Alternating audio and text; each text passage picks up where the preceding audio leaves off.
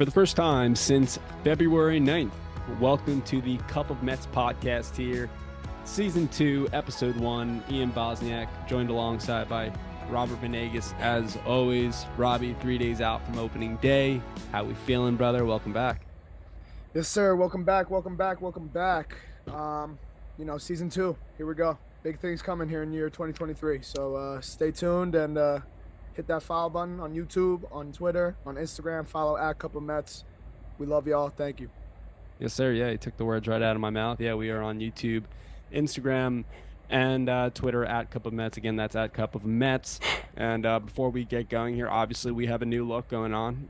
If you follow on Instagram, we had a nice little video, a nice little preview of the new little layout. So this is our new home. So welcome. Hope you enjoy it. It's much better than a little Zoom logo. Yeah, enjoy it. And we will actually, just kind of giving you a brief rundown for the upcoming season. We bring you content all year long. The simulcasts will be available on YouTube. We will be releasing the podcasts on Spotify, on Apple Podcasts, and on about 30 other platforms that admittedly none of us have any idea about. So that's where we stand. We'll be giving you we'll be posting reels and content on Instagram 24/7, not 24/7, but what we're saying, we will actually be in Miami for our opening day, so that's when a lot of good things will kick off. But yeah, we're fired up, we're ready to go. Season 2, baby. Yes, Darren Ruff has been designated for assignment. The long-awaited decision regarding Ruff has been made. He has been designated for assignment. He will not be a member of the New York Mets. First and foremost, Rob, what were your initial thoughts just when you heard the news? It didn't come as a shocker to many, but what were your thoughts there? No, listen, I mean, if some of y'all remember, some of y'all that have been following us, I was a big Debbie Downer on Darren Ruff. I didn't want him on the team. I wanted, somebody else or another option. I thought the trade at the time, honestly, when the news happened, you look back at the trade and you say, hey, that's a failed trade. That's Billy Epler's first move that kind of failed in a way. JD Davis is on the Giants now, and we have no Darren Ruff. But at the end of the day, man, I think it's what's best for the team. I know Buck Showalter said it was a tough decision to make, a tough conversation to have, but guy wasn't hitting. I don't care if he was hitting 500 in the backfields. He's got to hit lefties in opening day at Citi Field, and he didn't do that. So, wish him nothing but the best. Yeah. It's just funny looking back at that trade. You mentioned it. It was a 4-for-1 trade.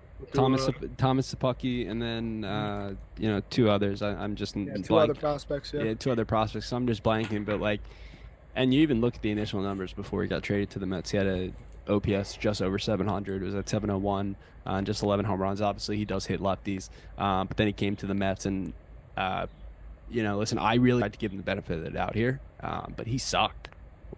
Miserable. 152 across 66 ABs, no home runs. He was pretty putrid, and for somebody that, again, we sent 4 players over to San Fran for, we didn't get a lot back. So you could also tell in his body language this spring. Obviously, he was dealing with the wrist arthritis, but you can also tell that he didn't want to be here. Think so? Yeah, I do. I absolutely do. To me, there's nothing. He's never publicly said anything, I don't think. But when you get booed like that on a stage like that, being in New York is not for everybody. We know this. Especially all the hate this spring. People, Darren Ruff is literally kind of like the punchline of the Mets Twitter that's still on that negative ride. You know what I mean? Everything's like Darren Ruff this, Darren Ruff that. So, you just kind of feel for him. And obviously, you mentioned he wasn't hitting this spring. So it doesn't matter what he's doing on the backfield with the minor leaguers. He's got to perform. And when you're all in, you're all in. And the Mets made a decision here. And, I do think it was the right one. What are your thoughts on the new addition to the ball club as it looks like the bench has rounded out? Tim LaCastro? Timmy Lowe. Tim LaCastro, former Yankee. I mean, I'm not going to say it's a home run because it's just a bench player, and it's a guy who can fill a role that the Mets have kind of had last year with Travis Janikowski. He was hitting the crap out of the ball this spring. You know, you've seen Buck putting him in like the leadoff spot. He was getting extra base hits. He's stealing bags. He could fill in that speed role, that fourth outfielder role that the Mets and Buck Showalter, who seems like he enjoys putting, like, you know, mixing it up every now and then, and having like a fourth outfielder in the mix. You know, I like it. I mean, he knows how to play in New York. He played for the Yankees, so. And like I said, you know, former Utica Bomber. Former Utica Bomber. Shout out Division 3. But yeah, no, I'm excited for that move. He showed up to play. He did his job. He worked his behind off, and you know, I'm all about speed, man. So I'm excited to see him in like crucial roles, like a winning run on second type role, or we need a stolen bag, put him in, you know, and can't wait. We'll see. He earned it. I'll give him that. So shout out Tim LeCastro. Terrence Gore.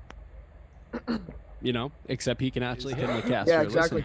Listen, LeCastro this spring, just to give you a brief rundown, and regardless of how the team was constructed, the Mets had a lot of decisions to make. Rob and I have been on the same page since I think we started seeing LeCastro produce. The numbers here tell a story, but the dynamic of what he brings to the ball field is a completely different aspect. And as you alluded to, Rob, Travis Janikowski was kind of like that perfect type of ball player, you know, and LeCastro is much faster and type of, you know, more dynamic.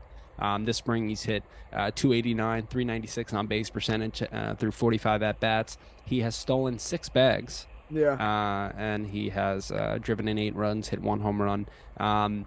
With those enlarged bases as well, you got to think that he could bump that up to 15, 20 if he's given an opportunity to play. Brett Baty and Mark Vientos, 2 blue chip prospects. Mm-hmm. We saw them for a little bit last year. Obviously, Baty started to hit before he went down with an injury. Vientos looked good towards his last week or so. Both had great springs. Both were option to AAA. We both know that both, you know, can hit at the big league level.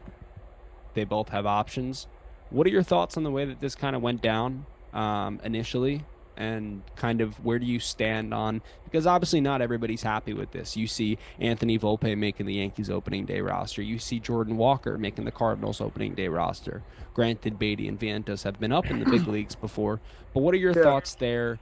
You know, when you're seeing some of these other players make the club, do you think that this kind of contradicts the Mets all-in strategy, quote unquote? I mean, I don't know. So here's my thought process. Well, let me correct myself. First things first. Tim LeCastro went to Ithaca, not Utica. I'm sorry. Ithaca Bomber. So, oh boy. So let's clarify that. But Brett Baty's a little interesting to me. You know, I understand he got called up last year, tried to give us a spark. How old is he? 22, 23? 20. They're both 23. Okay, so they're both 23. They both are still kind of like babies in a way. But the thing with the Mets is... Baby Baty. Yeah, but the thing with the Mets is, compared to the Yankees situation, the Yankees, they need a shortstop. Gleyber Torres can't do that, obviously. We've seen what he could do at second. He's better fit there. IKF, whatever the hell his name is, they don't want him anymore. And that other guy who got called up last year, Oswaldo Cabrera, I want to say, he's more of a utility role, in my opinion. They have an Oswaldo Cabrera and Oswaldo Peraza, and I get confused with all of them. Whatever the name is. And Volpe, kind of similar to LeCastro, he played his behind off. He did everything they asked. He looked good out there. He stole bases. Kind of like that spark the Yankees, kind of like what the Yankees needed in their infield. The thing with the Mets is, Brett Baty would have been that spark. I was one that would have want Brett Baty to be on the opening day roster. But here's the thing. 6 games in AAA.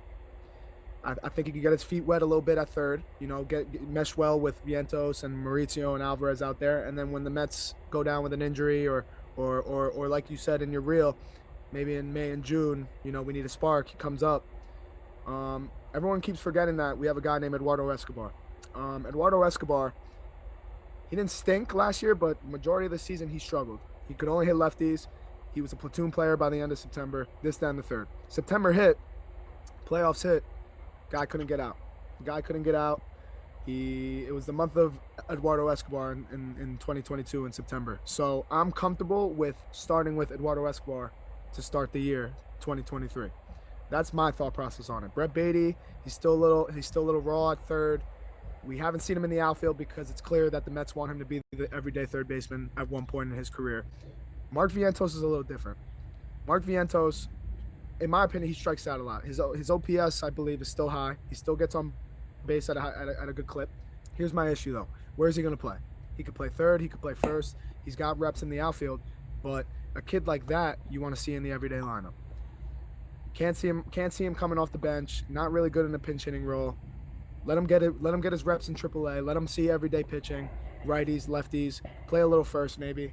Who knows? But I'm more upset that Beatty didn't make the team than Vientos. Like, to answer your question, but I think at the end of the day, things happen for a reason. I think the Mets still believe that Eduardo Escobar can man it down. He's got one more year on his deal left. And, like you said in your reel, man, I totally agree with you on that, if the Mets really need him by May, June, they're going to call him up. But, that's why baseball's played from April to September. It's not April, May, June, and then the playoffs. Or it's not just April, May, and then we go into the World Series. Like, no, it's a long season. It's a marathon, not a sprint. Oh, so yeah. The overreacting is a little childish in my opinion, but this isn't the end of Brett Beatty just because he didn't make the team in 2023. Oh yeah, no, absolutely. Yeah, no, the sky was falling the other day. People were trying to figure it out. So listen, I guess that this is going to be our first counter, right? Of the season. I want Brett Beatty. By the way, this is a baseball bat pen. I want Brett Beatty on the big league team. I think that he is the most impactful player at the dish right now, right? But as you alluded to, Eduardo Escobar is there. Eduardo Escobar did hit the shit out of the ball in the last month of the season last year. He did struggle in the World Baseball Classic this March. He also has struggled in his, spring time as well this year. With that said, he's a proven veteran, right? And when the show turns on, you hope that he... Yeah, great locker room guy. Scared of cats. Fogo de Chao fan. He's the best.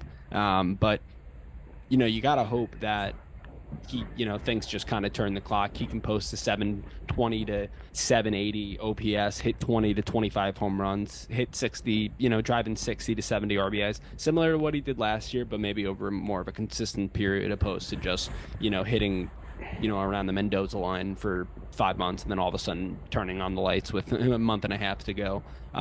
So Beatty, to me, listen, again, he's the most impactful right now. So again, everything that I'm saying is, I feel like it's a big contradiction.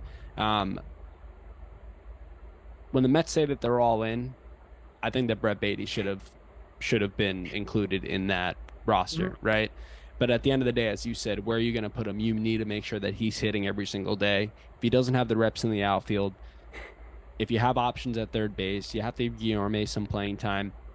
And Beatty only has 6 games in the minor leagues. So Beatty, to me, it's okay that he's in the minors. Let's start there. Mark Vientos, on the other hand, I think that he should have made the club, but there was no spot for him if Timmy LeCastro is making the team. So that does away with that.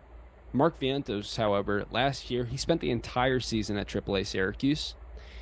378 ABs, 24 home runs, 72 RBIs, 280 batting average, 358 on base percentage, which in total, I don't know what his slugging percentage was, but total came out, his OPS came out to 877. Okay. This spring, he hit 2 home runs, drove in 11, 278 average, got on base at a 310 clip. Okay. 791 OPS. As you mentioned, he did strike out quite a bit. He had 21 strikeouts in 54 at-bats. So, he's striking out in almost half of his... That's 36.2%. Yeah. Well, where'd you pull that figure out? I just knew it. No, I'm just kidding. I'm reading an article, but still, that's a high clip. Okay. That's every 3-4 at bats. But when you're telling me that Darren Ruff gets designated for assignment and it took this long to occur, Ruff and Vientos are very similar players. I'll limit it to first base and DH, and that from that right-handed side of the plate, right? Mm-hmm. They can both hit left-handed pitching as well. Vientos has a much quicker bat, right? And for a team who's trying to plug that other half of that designated hitter spot with Daniel Vogelbach, to me, I don't know why Mark Vientos was optioned. He has had his time in AAA. He's been there. He's proven what he can do. He spent a whole year there. Why not bring him to the big league club? Again, though, I understand that then Tim LeCastro can't make the team. So the guy who I'm blaming for all this is Tommy Pham. It's messed up. I don't think Tommy Pham should be here. I mean, listen, we just from following the team last year and seeing how Buck Showalter operates, he clearly likes to mix and match it. Every day it's going to be a new lineup, whether, Mark Canna's DHing or playing left field or center, whether Nimmo's leading off or Alonso's playing first or DH and Vogelback's playing first, whatever. Point is, I think you could tell and see that Buck just likes to mix and match. Every day it's going to be a new lineup except for Francisco Lindor, or it's second or third in the lineup. But all in all, I think the Mets front office, farm system, scouts, they just want these guys to play. They want the young guys to play every day consistently, whether it's in triple play or wherever they assign them. But I think they see that in the big leagues, it's not their time yet in terms of playing every day. So they think that would not benefit them in the long run, maybe. I mean, I don't know if you saw Billy Epler, what he kind of quoted was that, he quoted regarding Brett Beatty, he quoted that Nolan Arenado, guys like Arenado, Devers, and Austin Riley, they've logged 350 games in the minors before they got called up. Yeah. With Arenado being at 400, 450. So I guess I see where he's coming from in that sense. He wants them to play every day, third, defense, hit every day, whatever. Same with Vientos, but I don't know. We'll see. We'll see how it works out. I mean, if Escobar starts the year hitting $180 at the first 2 months with 2 home runs, then then we'll probably be sitting here, 2 months from now saying, oh, Brett Beatty should have made the team out of the jump. But again, if Escobar hits like he did in September to start the season, then I guarantee you this isn't even going to be a conversation. Touching upon the pitching, somebody that was trying to ramp up for the World Baseball Classic, according to everyone who just shit on me, when I posted about Edwin Diaz, apparently all these guys have been ramping up since December and January and February, and they've been ready to go. So you're not the biggest fan in the Puerto Rican community. So. No. They do not like me. You know what I mean? The Puerto Rican community isn't a fan of Ian Bosnia. It's all right. It is what it is, man.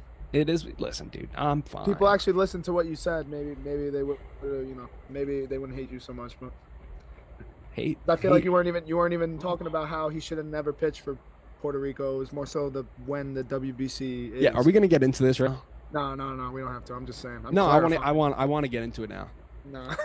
No, I want to get into it now. We'll hold off on Quintana. All right. The fact that it just happened during that, it's just shaking my head. Celebrating too, man. Yo, okay. It's like me celebrating at the bar and I twist an ankle, or actually I told you this. I coached the game winner in JV basketball this year, and I'm celebrating with the team, and I jumped up and I twisted my ankle. Yeah. Sprained it. Yeah, I mean that's an issue, right? Again, but you're wearing the logo of your employer on your chest. You, as a coach, Edwin Diaz. Listen, I love the World Baseball Classic. You see what it does to the game of baseball. Puts it on a national stage, a global stage. It gets the youth excited. It gets those that aren't interested in baseball excited, right? It brings countries together, right? I'll never know what it's like to, play for Team USA, right? I could only imagine. It's such an honor, and especially for some of these smaller countries, islands that pride themselves on these sports in the Dominican Republic, in Puerto Rico. I get it. I get it. It is the grandest of stages, right? But you cannot sit here and tell me that the World Baseball Classic is on the same stage as the World Series. It is not.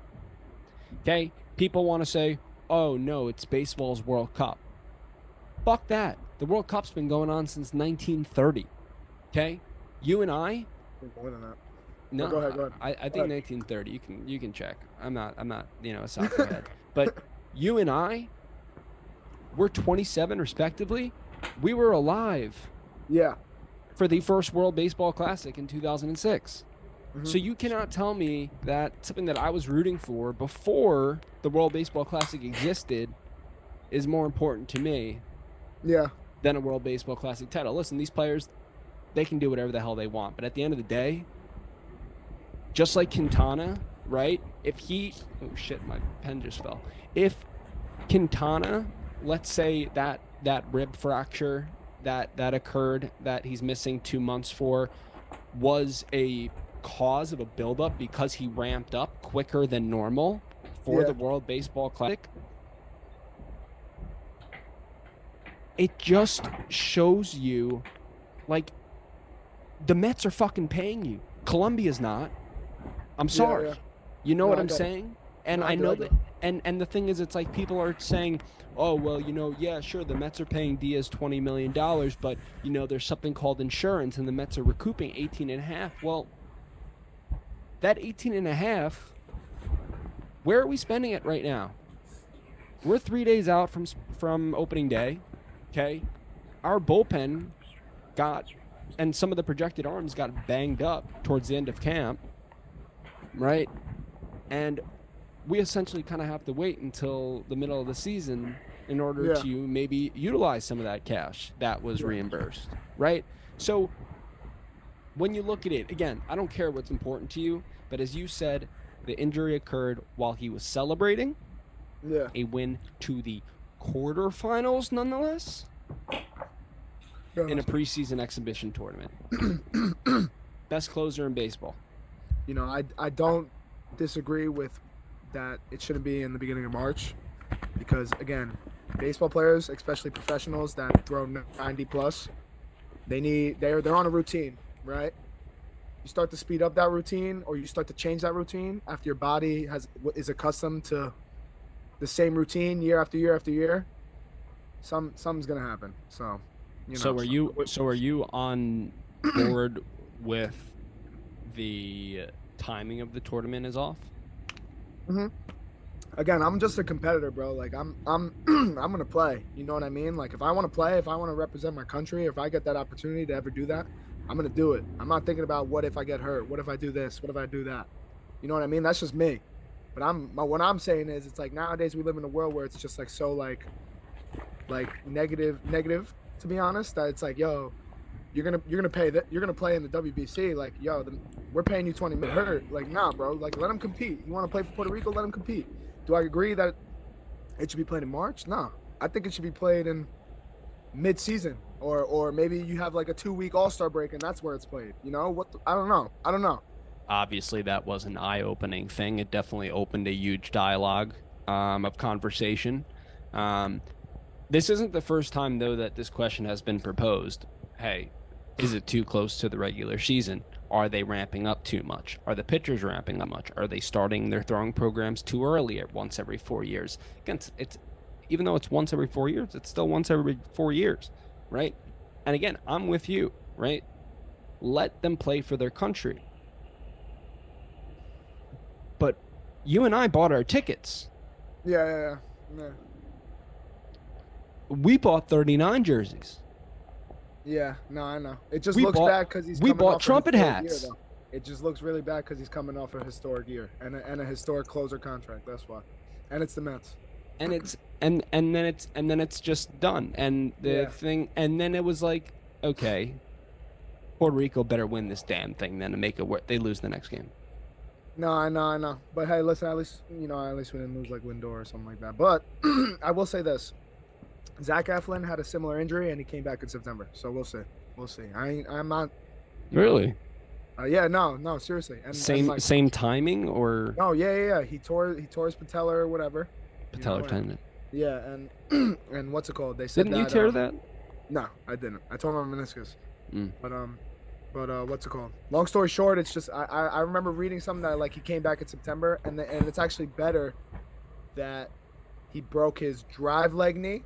You know what I mean? His drive leg knee instead from his landing leg. Exactly, because again, you're driving off it, you're not landing on it. That leg's not straight. When you're planting as a pitcher, and plus too, Edwin Diaz is also weighs less than Zach Eflin did. So they said that's another factor in when he can come back in September. Plus, we have a amazing owner worth billions and billions and billions of dollars who's purchased him a nutritionist and a personal trainer. Yeah, And no, that was some gangster. That was gangster. oh man, the Cohens, they are the best. The reason why I just wanted to bring that up was I just want to set my record straight with certain communities here. With the Puerto Okay. Rican community, Yeah, sure. yeah.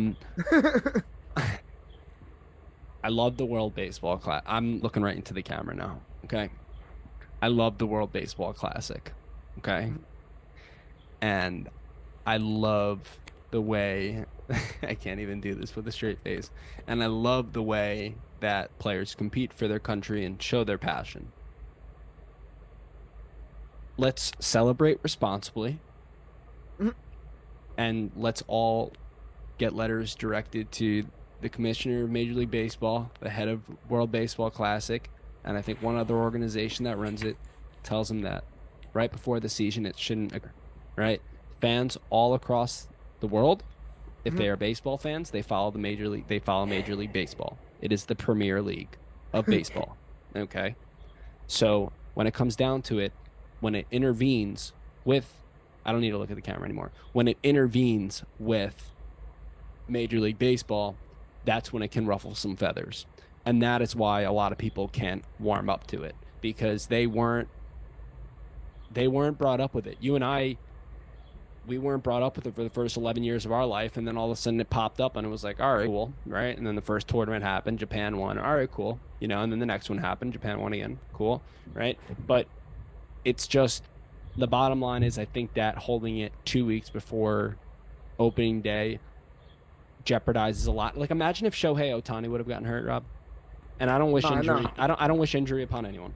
You know, No, I know, but I know. but It would have been like the aside skies falling aside in from Chase Angel Utley, World. yeah, aside from Chase Utley, um, but it's like if Shohei Ohtani got hurt, that would be a massive story because Yeah. look what he just did for the game, Yeah. him himself, and look what he's doing for the game. MLB would not have that marketable piece for 2023.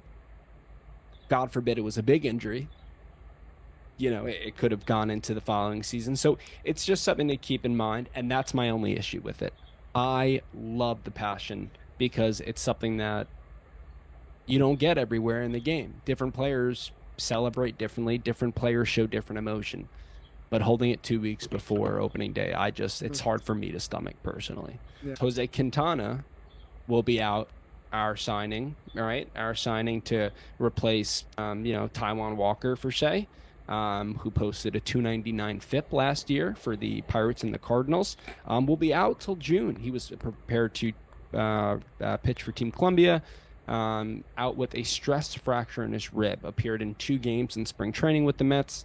Only got 2 outs in his first start and then threw 1 inning in his second appearance, which was out of the bullpen, but did not return for the next inning as he was taken out with the stress fracture in his rib. First and foremost, given his rotation spot, we found out today that David Peterson will be that number 5 starter, but he will throw the second game of the season. What are your thoughts? Just what do you think the impact the injury has on this team and on the rotation? And what are your thoughts on David Peterson getting this opportunity and what that means for him and his growth and development moving forward? No, I think David Peterson's just at that point in his career where it's like, hey, I'm going to make this team and it's going to be hard for you guys to send me back down.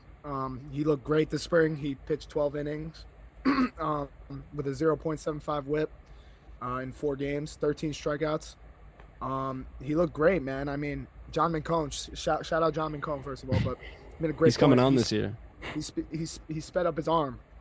He sped up his arm angle, I feel like, or not even arm angle, but he sped up his arm when he's throwing a slider. So, you know, he's not lagging. He's not throwing across his body anymore. I mean, he just looks fluid. And honestly, this is the guy we drafted in the first round. He you know, when I seen his film at Oregon, it was pretty similar to his stuff in spring training this year. So again, I mean, great, good for him. We love David Peterson, and I wish him nothing but the best. Yeah. I just want to say this quickly. Obviously, if Jose Quintana could have replicated and can replicate what he did last year when he comes back, that'll be great. I mentioned it before on this pod. A regression should be expected. Someone who hasn't performed like that in quite some time after posting a 299 FIP, you got to think that a regression will come back, right? Something that I did mention, and I'm going to take full credit for right now, is that I never thought the Mets should have signed Jose Quintana. I thought that David Peterson should have been in the rotation Yeah. from the get-go because you could have collected some other starters for the depth and you could have saved that money for another piece. And that's where I'm at when it comes to obviously the injury sucks. And if Jose Quintana could have replicated it, what he did last year, amazing. And he has been a great pitcher before with the White Sox. It was only until he got traded to the Cubs that he decided to suck, right? But um, Jose Quintana last year was really his first productive year in quite some time. And then he comes out stress fracture. He's owed what, 13 million bucks this year. And again, I know that everything's not about money, but when it comes to baseball, you have to think that, even though a guy like Steve Cohen has money flowing out of every hole of his body, you have to understand that there are, parameters in which the front office works within, right? So they're not trying to break the bank in every way possible. And obviously the Mets have gone over the threshold as well. And Steve Cohen is getting taxed millions and millions and millions of dollars. Again, he doesn't care. The Mets are his toy. But it just sucks that, again, now we're talking about $33.5 million Mm-hmm. that's starting the season on the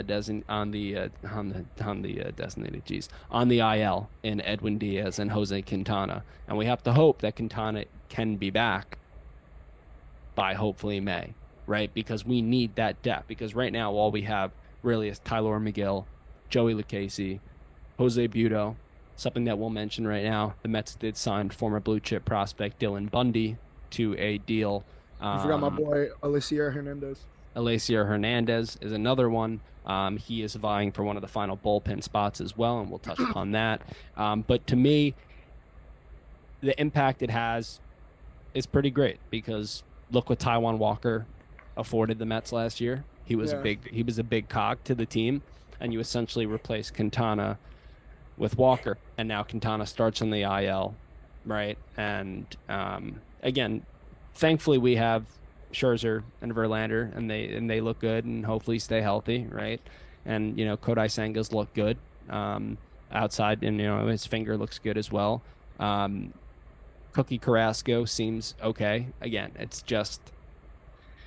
sucks about Quintana. I wish we didn't sign him. Again, nothing against him. I like him and I like his stuff. I think it plays. But again, it just sucks that injury happened. Were you on the Peterson train to get that 5 spot, or were you leaning towards Tyler McGill? I wanted the Mets to get Taijuan Walker back, but he got that 4-year deal with the Phillies, and I guess it was out of the Mets price ranger, or they thought it was too much for Walker, but I thought it was too. I mean, it is what it is, but I mean, I agree with you in a sense where like they should have gave Peterson a shot, but I think I just think the Mets are at a point where they're building a lot of depth around the team, whether it's pitching or on the field offensively. So I mean, if they like Jose Quintana and they liked his asking price, then maybe they thought it was a good fit. But again, things happen for a reason. So maybe the injury to Quintana steps up Peterson's game just a tad, like I said, and you've seen it in spring. So yeah, again, I was more looking forward to seeing Quintana, to be honest, because he does have a good track record. I've always liked him on the Pirates. I've always liked him on the Cubs. I've always thought he's had a good changeup, but it is what it is, and we get to see Peterson every 5th day. So yeah. Listen, I agree with you that one door shuts, another one opens. You're definitely right about that. So hopefully David Peterson just takes advantage of that, and hopefully he makes it hard for Buck Showalter to ultimately take him out of the rotation because especially given that we have 2 veterans leading our rotation. It would be nice to eventually be able to have a 6-man rotation at some point and lengthen out the rotation and give Scherzer and Verlander those extra days to come back ready. So I was gonna mention that. So with the likes of McGill and Lucchesi and Buto and Alicia Hernandez, and now Dylan Bundy. Do you still feel like we have the appropriate depth in the rotation to kind of play it long term, or do you think that at some point potentially a trade may have to be made? I don't know. I mean, I think a trade will be made if you see like 2 or 3 or 4 of those guys go down. Because again, God yeah, forbid. yeah, that's a lot. But we'll see. We'll see. You never know. But especially with Epler and Stevie Cohen. But I like the Dylan Bundy signing. Buck Showalter ties, and Buck we'll. Walter, the bullpen is now looking a little bit different. We already touched upon, I already made my point made. We don't have to do this. Edwin Diaz out for the entire season in all likelihood. Um, David Robertson will be the Mets closer most likely to open up the season, with Adam Ottavino being the primary reliever, Jesus, being the primary setup man. So I guess my question to you is, are you comfortable with David Robertson as the closer? I mean, yeah, he's got some experience. Everybody knows that incident in 2012 with Mariano Rivera tearing his ACL, shagging fly balls. Robertson does have experience in New York and closing in New York, so I am comfortable with him as the closer. But that's not what we signed him for. But whatever, it is what it is. But from 2014 to 2016, from 2014 he had 39 saves. 2015 he had 34, and 2016 he had 37. So again, he's capable. I do agree with you on that. I do think he gets the brunt of the save opportunities, but I also can see a closer by committee type situation, Yeah. including Robertson, maybe a Drew Smith, Ottavino, Brooks Raley. Yeah. Yeah, no, I agree with that. I agree with that notion. I think for right now, I'm comfortable, I guess, with David Robertson. I don't think a lot of teams are afforded the opportunity to say that they lose Edwin Diaz and then, David Robertson can step up and be their closer. So, luckily enough, the Mets can do that. Um, I think the thing that I'm most confident about, big reason why, is he did have a lower velocity last year, and it was his first full season since 2018 when he appeared in 69 games for the Yankees, and that was 2018. So that's nearly 4 years. That's 4 years ago, right? But last year he had 28 save opportunities, only closed 20 of those. With that being said, posted a 2.40 ERA. And did strike out 81 batters in 63 and 2/3 of an inning. That is something that is kind of key to me. You're still getting those swing and misses. He's getting it on that breaking pitch, and he throws Knuckle curve. a knuckle. Yeah, he throws that knuckle Like a knuckle curve. drop, knuckle curve type pitch. Yeah. Yeah, knuckle curve along with that cutter. Really makes Yeah. for a nice repertoire. Some other guys that tried to make the club here, but had dealt with injuries here in spring training. Bryce Montes de Oca had a forearm strain. That's not good, especially with that horizontal movement on that pitch there, on that two seam fastball. He really is an electric pitcher. Reminds a lot of people of Dellin Betances. He is out. We don't really have much of a timeline on his return. Sam Coonrod, who the Mets picked off waivers from the Phillies, has been dealing with a right lat strain and had been pitching well prior to getting injured, so he is out. No injury, no return date has been discussed. And as far as some of the other relievers, a guy like Zach Muckingham, he has been optioned to AAA, as well as TJ McFarland and Jimmy Yacobonis. They have been sent down. So the Mets are trying to piece together their final few bullpen pieces.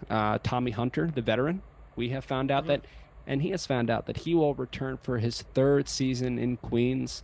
Something very under the radar, but Tommy Hunter, congratulations on making the club, the veteran. And then it leaves 3 spots. So a lot of these guys have been told that they've been optioned. It's down to currently Steven Nagosic, John Curtis, who the Mets signed to a 2-year deal last year, didn't pitch last year due to injury. Jeff Brigham, who I thought and I had him projected to make the team. He got optioned yesterday, so Yeah. excuse that. Alacio Hernandez, and then Dennis Santana, who was a late addition to the club, and he's pitched quite well here in the spring. If you were Buck Showalter, Where are you going with this bullpen? How are you rounding out the pen there? Well, I'm gonna put John Curtis in there. I think there's a reason why they signed him to a 2-year deal and had him back this year. He is coming off an injury, but he's looked good.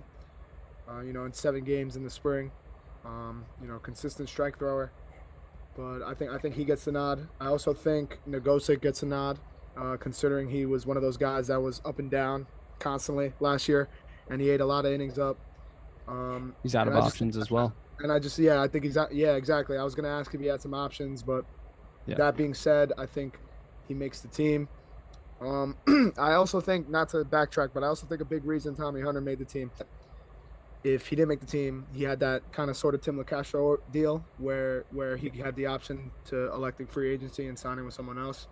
So I think that was a big reason why he made the team. I mean, deservingly so. He pitched to a 0 ERA in 7 games in the spring, and I've always liked him. He got a hit with us.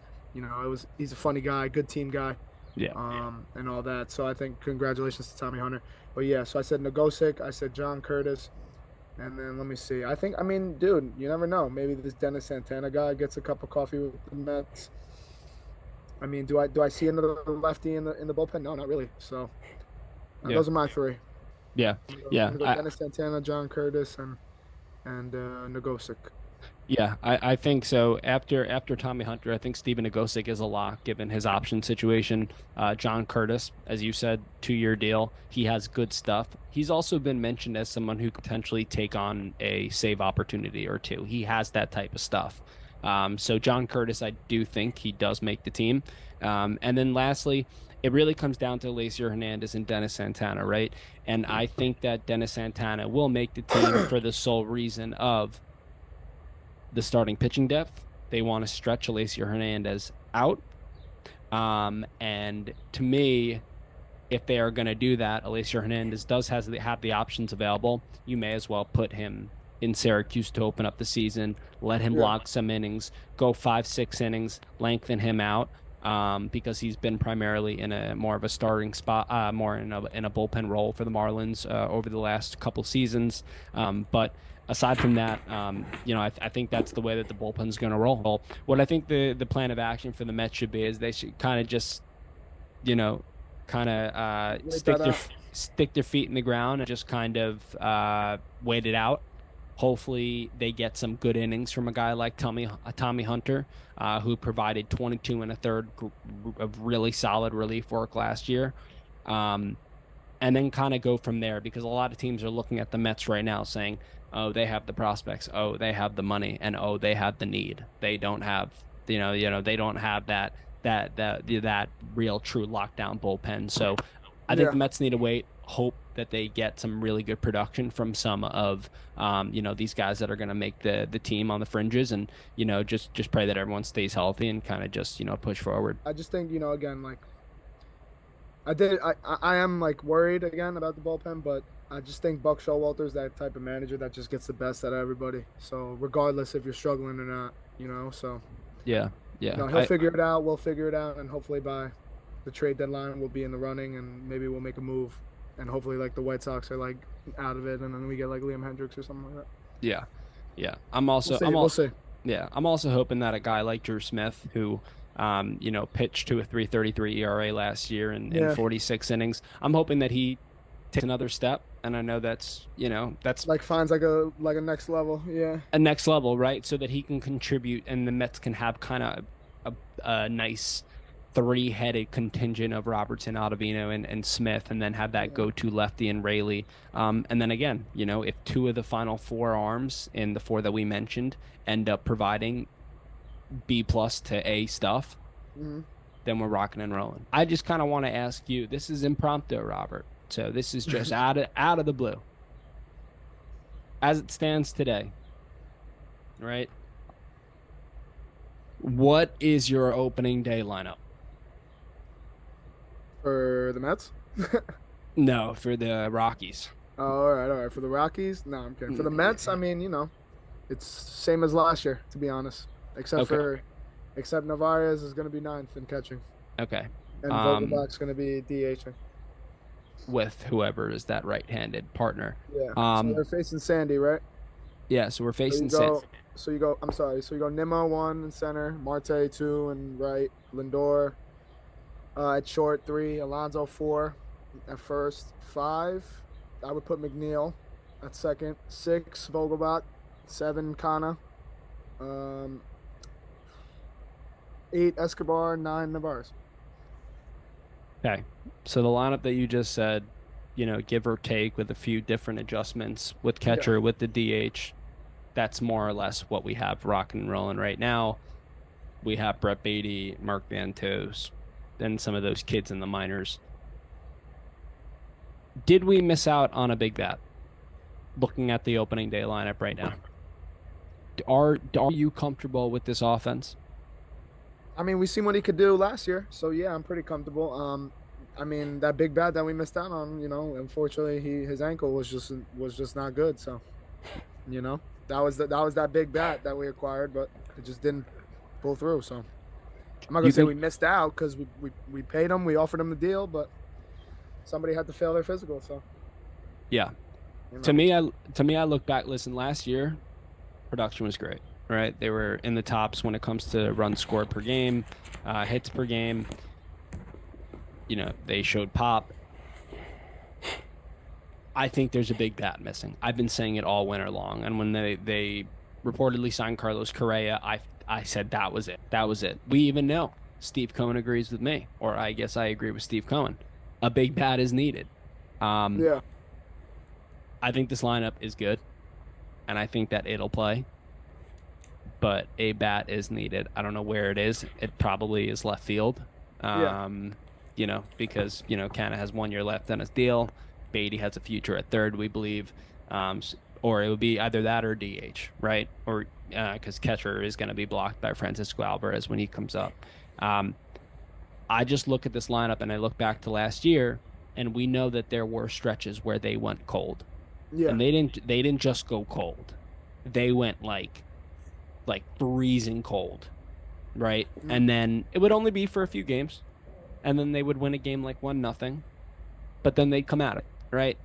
And all teams go through stretches over the course of 162 game yeah. seasons.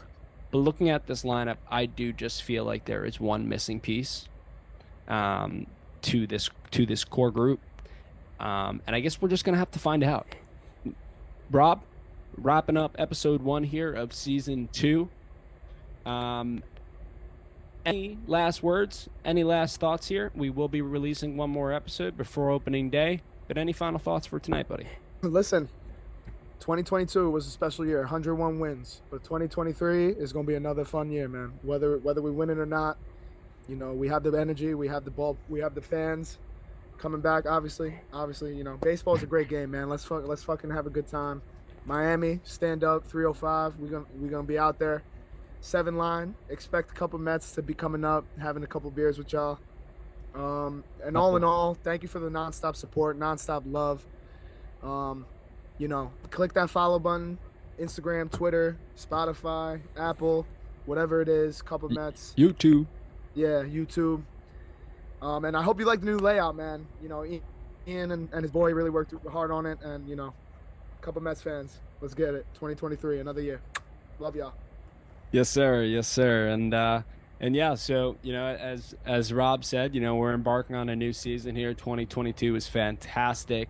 It was an amazing year for the New York Mets, despite the result. It was also the inaugural season for the Cup of Mets team here between Rob and I, and we are very, very excited to bring you content all year long, podcast all year long, and we're hoping that at the end of it, Rob and I will be broadcasting from the Canyon of Heroes while we are drunk as anything, just getting champagne poured on us from the rooftops as the Mets win a World Series. The next episode that we will bring you will be dropped Wednesday night before opening day, as we will give you our predictions for the 2023 New York Mets season. The predictions when it comes to awards, as well as our World Series picks. And lastly, we will preview the NL East. For Robert Venegas, I'm Ian Bosniak. We'll see you in a few days. Opening day's right around the corner. Get ready, baby. It's going to be a good one. Good night, everybody.